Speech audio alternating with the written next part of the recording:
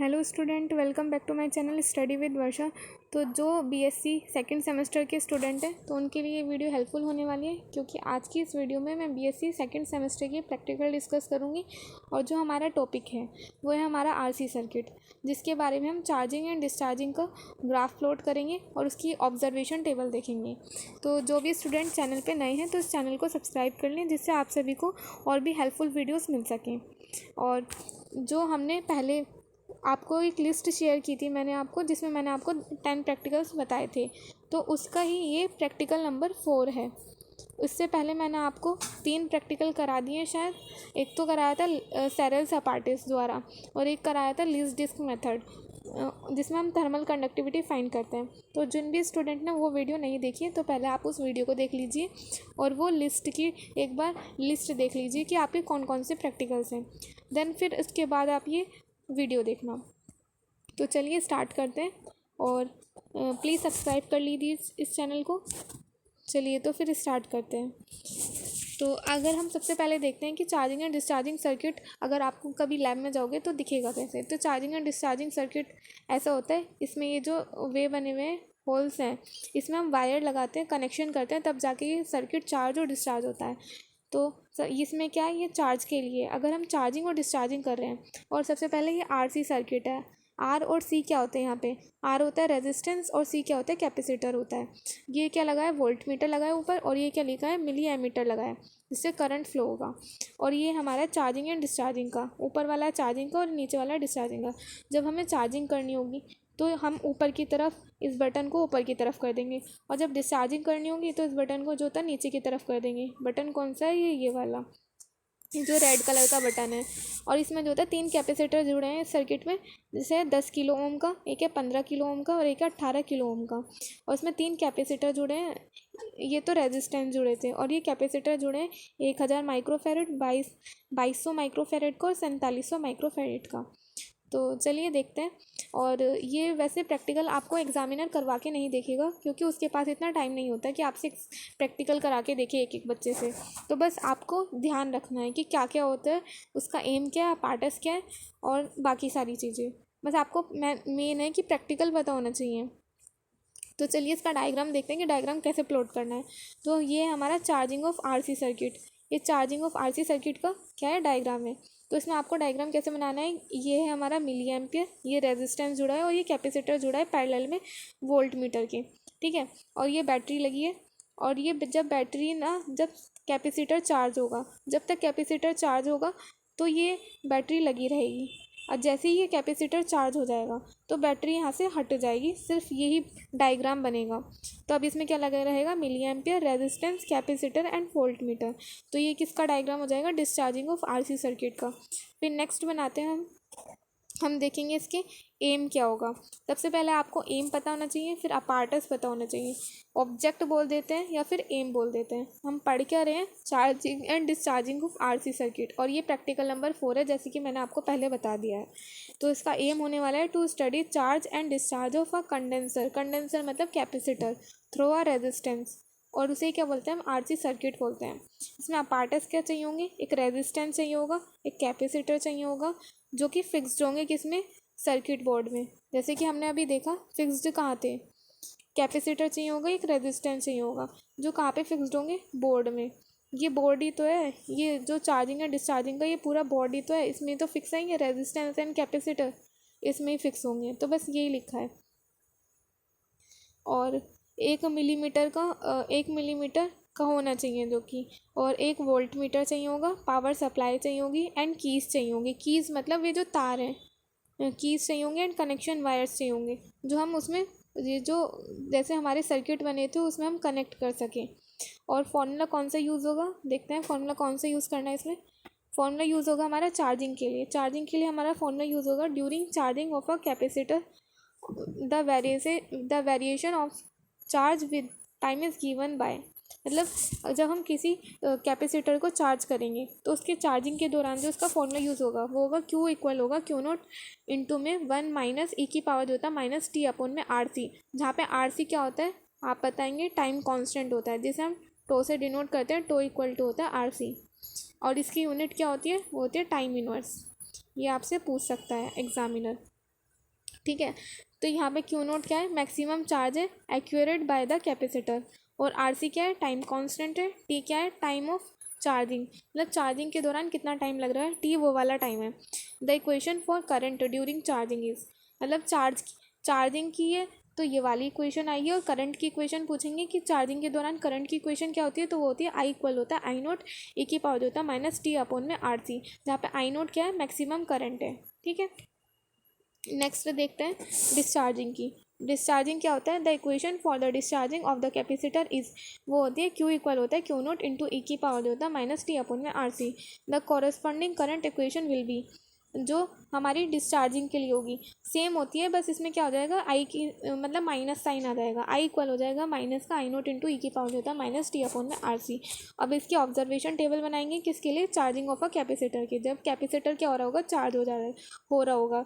तो उसमें हमने रेजिस्टेंस कितना लिया है, 50 किलो ओम लिया है, कैपेसिटर कितना लिया है, 1000 माइक्रो फैरड लिया है, और इसकी हम ऑब्जर्वेशन टेबल बनाएंगे। तो इसकी हमने टाइम ले लिया 10 20 30 40 50, और वोल्टेज कितनी ली 3.833। ये मतलब वोल्टेज क्या हो रही है, मतलब जैसे ये टाइम है 10 20 30 40 50 सेकंड में जो है, मतलब 10 सेकंड में 30 20 सेकंड में 30 सेकंड में 40 50 60 सेकंड में, तो ये वोल्टेज क्या थी, कम थी, 3 थी, फिर 6 हो गई, फिर 9 हो गई, फिर 11। तो मतलब क्या हो रही है, वोल्टेज क्या हो रही है, इंक्रीज़ हो रही है टाइम के साथ, और करंट क्या हो रहा है, करंट हमारा डिक्रीज़ हो रहा है। तो सबसे पहले करंट कितना था, ये करंट हमारा 35, फिर 29, फिर 24 29, फिर 16। तो करंट क्या हो रहा है, डिक्रीज़ हो रहा है, सॉरी वोल्टेज क्या हो रही थी, इंक्रीज़ हो रही थी, और करंट वोल्टेज इंक्रीज़ हो रही है, और करंट क्या हो रहा है, डिक्रीज़ हो रहा है। ये तो हो गई वोल्टेज, और ये क्या हो गई, करंट हो गई, और ये हो गया हमारा टाइम। जैसे जैसे टाइम इंक्रीज़ हो रहा है तो क्या हो रहा है, वोल्टेज बढ़ रही है, और करंट क्या हो रहा है, डिक्रीज़ हो रहा है। तो इसकी आगे की टेबल, ये पूरी कंप्लीट टेबल है आपकी, इसमें 14 मतलब 14 वे हैं ऑब्जर्वेशन पॉइंट, तो इन्हें आप नोट कर लेना। नेक्स्ट देखते हैं हम अपनी तो जैसे जैसे आपने देखा कि जैसे वोल्टेज बढ़ रही थी, पहले 3 हुई, फिर 6 9 11 12, ऐसे लगभग कितनी हो गई, 19.93 हो गई, मतलब लगभग 20 वोल्टेज तक गई है ये। लगभग 20 वोल्ट पे कितना करंट हो गया हमारा, 2 करंट हो गया, मतलब 2 मिली एम्पियर हो गया, और ये और भी बढ़ेगी अभी, लास्ट में जाते जाते कितनी हो जाएगी, 19.93, मतलब लास्ट वोल्टेज 20 के करीब है, और जो मिनिमम करंट होगा उसमें वो कितना होगा, 1 मिली एम्पियर, या फिर 0 तक पहुंच जाएगा। ठीक है, और फिर डिस्चार्जिंग के लिए देखेंगे, जब डिस्चार्ज करेंगे, पहले क्या हो रहा था, कैपेसिटर चार्ज हो रहा था, अब क्या होगा, डिस्चार्ज होगा, तो इसके लिए जो रेजिस्टेंस होगा वो कितना होगा, 50 किलो ओम होगा, और कैपेसिटर कितना होगा, 1000 माइक्रो फैरड होगा। और इसमें जैसे ये टाइम इंक्रीज़ हो रहा है, इसमें भी क्या है, टाइम क्या हो रहा है, इंक्रीज़ हो रहा है समय के साथ साथ, और वोल्टेज क्या हो रही है, डिक्रीज़ हो रही है। अब क्या हो रही है, वोल्टेज डिक्रीज़ हो रही है, पहले क्या हो रही थी, वोल्टेज इंक्रीज़ हो रही थी, और अब क्या है, करंट, अब इसमें करंट भी क्या हो रहा है, डिक्रीज़ हो रहा है। ये तो आप देख ही रहे होंगे, करंट कहाँ तक पहुँच गया, 0 तक पहुँच गया, और वोल्टेज भी हमारी डिक्रीज़ हो रही है। ठीक है, तो अब हम इसका क्या करेंगे, रेट वो टाइम कांस्टेंट निकालेंगे, जो कि थ्योरेटिकली काउंट कर रहे हैं। एक बार हम थ्योरेटिकली देखेंगे, और फिर एक बार जो था हम ग्राफ के थ्रू देखेंगे कि क्या आया हमारा। तो हमने जो था रेजिस्टेंस कितना लिया था, 50 किलो ओम लिया था, जिसे हम लिख सकते हैं 5 इंटू 10 की पावर 4 किलो, वो 5 इंटू 10 की पावर 4 ओम, क्योंकि किलो में कितने होते हैं, 1000 ओम होते हैं, तो उसे 10 की पावर 3 लिख सकते हैं। और एक एक ज़ीरो किसका था, 5 का था, तो एक ज़ीरो 5 का हो गया, इंटू में कितना हो गया, 5 हो गया, तो कितना आ गया, के इक्वल हो गया 5 इंटू 10 की पावर 4 ओम। ठीक है, ये ऐसा आया, और ये हो गया सी, 1000 माइक्रो फैरड हो गया। अब माइक्रो का हमें पता ही है कितना होता है, आप बताइए कितना होता है, कि ये तो हो गया 10 की पावर 3, 1000 को हम कितना लिख सकते हैं, 10 की पावर 3 लिख सकते हैं। माइक्रो का कितना होता है, 10 की पावर 10 की पावर कितना होता है, माइनस का 6 होता है। माइक्रो का मतलब होता है 10 की पावर -6। जब हम इसे कैलकुलेट करेंगे तो कितना आ जाएगा, माइनस का 3 आ जाएगा, तो ये आ गया 10 की पावर -3 फैरड। और आर सी क्या होता है, यहाँ पे टाइम कांस्टेंट होता है, जिसे हमने कैलकुलेट करना है। तो अब हम इसकी कैलकुलेशन करेंगे तो आर सी कितना आ जाएगा, 50 सेकेंड आ जाएगा। अब हम इसे थ्योरेटिकली भी देखेंगे, पहले ग्राफ देख लेंगे। तो ये था चार्जिंग और एंड डिस्चार्जिंग ऑफ वोल्टेज। जब हमने चार्ज किया था तो वोल्टेज क्या हो रही थी हमारी, इंक्रीज़ हो रही थी। जब आपने देखा होगा, जब मैंने अभी आपको ऑब्जर्वेशन टेबल दिखाई, तो जब चार्जिंग हो रही थी जब कैपेसिटर क्या हो रहा था, चार्ज हो रहा था, तो वोल्टेज क्या हो रही थी, इंक्रीज़ हो रही थी। फिर वोल्टेज जब डिस्चार्ज हो रहा था तो वोल्टेज क्या हो रही थी, डिक्रीज़ हो रही थी। ऐसे ही तो हो रहा था। तो एक बार जो होता है जब वोल्टेज इंक्रीज़ हो रही होगी तो इसके लिए जो ग्राफ प्लॉट होगा वो ऐसा होगा। ये हमने बना ली इसकी growth of voltage in charging. जब चार्ज कर रहे हैं किसी कैपेसिटर को तो वोल्टेज क्या हो रही है, इंक्रीज़ हो रही है। तो इसका ग्राफ कुछ इस प्रकार बनेगा, ये रहा। और ये हमने पॉइंट लिए एलोंग एक्स एक्सिस के लिए 1 सेंटीमीटर मान लिया हमने 20 सेकेंड, और वाई एक्सिस पे 1 सेंटीमीटर मान लिया हमने 2 वोल्ट। ये हो गई हमारी वाई एक्सिस और ये हो गई हमारी एक्स एक्सिस। तो एक्स एक्सिस पे क्या लिया हमने, टाइम लिया है, और वाई एक्सिस पे क्या लिया हमने, वोल्टेज लिए है। ये तो वोल्टेज दिखा रहा है, ये टाइम दिखा रहा है। तो इनके जो बीच में जो ग्राफ आया वो कितना आया, और इसका हम एक पॉइंट मान लेंगे 27। मतलब 20 पे जो वोल्टेज है, मतलब 20 सेकेंड पे वोल्टेज कितनी है, 7 एम। तो इसका जो पॉइंट हो गया 20,7। ये जो पॉइंट है अभी हमारे कैलकुलेशन में आगे काम आएगा। तो हम लिख लेंगे 20,7 कि 20 सेकेंड पे वोल्टेज कितनी है, 7 वोल्ट है। ठीक है, नेक्स्ट देखते हैं डिस्चार्जिंग का। तो अब हमने डिस्चार्जिंग का देखा, तो डिस्चार्जिंग का भी बताया ना कि जब मतलब किसी कैपेसिटर को चार्ज कर रहे थे तो वोल्टेज इंक्रीज़ भी हो रही थी और डिक्रीज़ भी हो रही थी, और जबकि करंट क्या हो रहा था, सिर्फ डिक्रीज़ हो रहा था। तो अब उसका वोल्टेज का डिक्रीजिंग का देखेंगे। इसमें जो होता है 1 सेंटीमीटर बराबर है 2 वोल्ट के, और 1 सेंटीमीटर बराबर है 30 सेकेंड के। तो एक्स एक्सिस पे 1 सेंटीमीटर बराबर हो गया 30 सेकेंड। तो यहाँ पे एक्स एक्सिस पे ये क्या दे रखा है, टाइम दे रखा है, और जबकि वाई एक्सिस पे हमने क्या ले रखी है, वोल्टेज ले रखी है। ऊपर क्या है, वोल्टेज है, और नीचे क्या ले रखा है हमने, टाइम ले रखा है। तो इसका जो ग्राफ कुछ प्लॉट होगा वो इस प्रकार प्लॉट होगा। या आप प्लॉट कर लेना एक बार देख के, ठीक है, स्क्रीनशॉट लेके। और नेक्स्ट देखते हैं हम करंट का। करंट में क्या हो रहा था, जब हम किसी कैपेसिटर को चार्ज कर रहे थे तो करंट हमेशा डिक्रीज़ हो रहा था, इंक्रीज़ नहीं हुआ कभी भी। करंट चाहे चार्ज करो या डिस्चार्ज करो तो करंट हमेशा क्या हो रहा था, डिक्रीज़ हो रहा था। तो charging and discharging of current कितना हो गया, तो decay of current in the charging and discharging. इस पे एक्स एक्सिस पे 1 सेंटीमीटर मान लिया हमने 20 सेकेंड। मतलब एक्स एक्सिस पे टाइम कितना है हमारा, ये जो होता है एक्स एक्सिस पे हमने टाइम ले लिया, और वाई एक्सिस पे हमने क्या ले ली, करंट ले ली। तो ये तो हमारा करंट का हो गया, और ये किसका हो गया, और टाइम का हो गया। और इसका जो ग्राफ कुछ प्लॉट हुआ वो ऐसा हुआ। यहाँ पे मेरे पास ग्राफ पेपर नहीं था इसलिए मैंने इसे ऐसे बनाया। आप इसे अच्छे से पूरे ग्राफ पेपर पे बनाना, ठीक है। अब हम इसका क्या करते हैं, थ्योरेटिकली तो अभी हमने कैलकुलेट किया था रेट कांस्टेंट। अब हम कैसे करेंगे, ग्राफ के बेसिस पे करेंगे। तो ग्राफ के बेसिस पे अगर हमें रेट कांस्टेंट मतलब time constant, sorry rate constant नहीं, टाइम कांस्टेंट, अगर हमें टाइम कांस्टेंट कैलकुलेट करना है तो उसके लिए इक्वेशन लेंगे v इक्वल टू होता है v0 इंटू ई की पावर जो होता है -t/RC। तो अभी मैंने आपको एक पॉइंट बताया था 20,7। मैंने आपको कहा था कि वो वोल्टेज का जो पॉइंट है वो आप उसे मार्क कर लेना, वो अभी आपके काम आएगा। तो क्या था, t इक्वल टू 20 सेकेंड पे वोल्टेज कितनी जा रही थी, 7 वोल्ट जा रही थी। तो इसमें हम फॉर्मूला लगाएंगे। तो v equal to v0 into e की पावर जो होता है -t/RC। तो v0 कहाँ चला जाएगा, डिवाइड में चला जाएगा, इंटू ई की पावर जो होता है -t/RC। इस e को हटाने के लिए हम क्या ले लेंगे, दोनों तरफ log ले लेंगे। तो log इंटू v/v0, और log से क्या हो जाएगा, e कैंसिल हो जाता है। हमें पता है कि log से क्या हो जाता है, e कैंसिल हो जाता है, और माइनस का t/RC, ये ऐसे आ जाएगा। तो ये e जो है इसे कैंसिल कर देगा, तो कितना आ जाएगा, माइनस का t/RC, सिर्फ ये आ जाएगा, ठीक है। और आप इसकी कैलकुलेशन कर लेना जैसे जैसे इसमें दे रखी है। और इसमें क्या हो जाएगा, -20 है, RC क्या चला जाएगा, उधर चला जाएगा मल्टीप्लाई में। और इसका हमें पता है कि लोग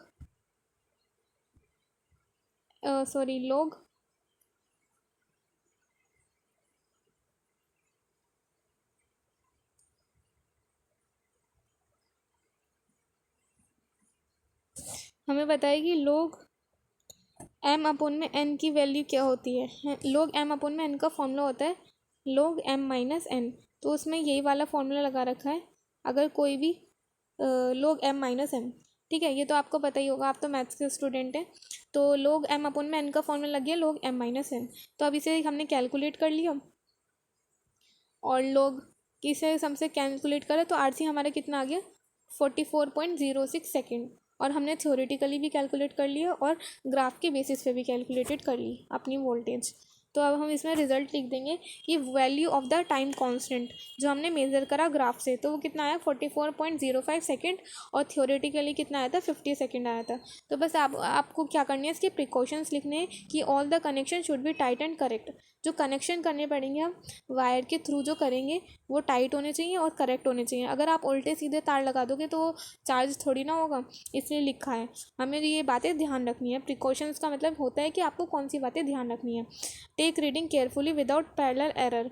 एरर के मतलब एरर के बिना ही हमें रीडिंग लेनी है, बड़ी केयरफुली लेनी है, क्योंकि अगर एक भी पॉइंट गलत हो जाएगा तो आपकी रीडिंग या फिर कैलकुलेशन सब गलत आएगी।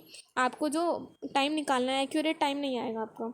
Charge and discharge the capacitor complete before taking the next reading. हमें जो होता है रीडिंग लेने से पहले उसे पूरी तरीके से चार्ज करना है या फिर डिस्चार्ज करना है, हमें तभी लेनी है रीडिंग। तो ये आपके थे पूरा कंप्लीट प्रैक्टिकल था। और अगर आपको ये वीडियो हेल्पफुल लगी हो, थोड़ी सी भी हेल्पफुल लगी हो, तो आप मुझे कमेंट करके बताना, और आप किस यूनिवर्सिटी से हो और आप कहाँ से ये वीडियो देख रहे हो, तो मुझे थोड़ा आइडिया लग जाएगा कि आप कहाँ से ये वीडियो देख रहे हैं। मिलते हैं आपसे नेक्स्ट वीडियो में नेक्स्ट टॉपिक के साथ। Thanks for watching and please keep subscribe this channel and share with your friends. और आपको ये वीडियो कैसे लगी आप कमेंट करके ज़रूर बताना। मैं आपका वेट करूँगी कमेंट का। और जिसने भी ये वीडियो पसंद आई हो तो आप प्लीज़ बता देना। और आपका एक क्वेश्चन है जो आपको कमेंट करके बताना है कि वोल्टेज जो है मतलब चार्जिंग और डिस्चार्जिंग के दौरान जो है वो घटती है, डिक्रीज़ होती है या इंक्रीज़ होती है, या फिर मतलब आपका जो क्वेश्चन है वो ये है कि अगर कोई वोल्टेज है, अगर हम आरसी सर्किट ले रहे हैं तो वोल्टेज इंक्रीज़ होगी दोनों टाइम में, चार्जिंग और डिस्चार्जिंग में दोनों में इंक्रीज़ होती है, या फिर चार्जिंग और डिस्चार्जिंग में दोनों में डिक्रीज़ होती है, या फिर चार्जिंग और डिस्चार्जिंग में एक में इंक्रीज़ होती है और एक में डिक्रीज़ होती है। और करंट कैसा होता है, दोनों में इंक्रीज़ होता है डिक्रीज़ होता है। ये मैंने अभी आपको समझाया है ना, तो आपको बस वही एक्सप्लेन करना है कि अगर चार्जिंग में लेंगे और डिस्चार्जिंग में लेंगे तो वोल्टेज इन दोनों टाइम इंक्रीज़ होगी, दोनों टाइम डिक्रीज़ होगी, या फिर एक में इंक्रीज़ होगी या फिर दूसरे में डिक्रीज़ होगी। और ऐसे ही आपको क्या बताना है, करंट का बताना है कि जो करंट है वो चार्जिंग एंड डिस्चार्जिंग में या तो दोनों में डिक्रीज़ होगा या फिर दोनों में इंक्रीज़ होगा। तो आपको ये मुझे कमेंट करके बताना, और जो भी बच्चा ये कमेंट करके बताएगा तो मैं समझ जाऊँगी कि आपको ये प्रैक्टिकल समझ आया है।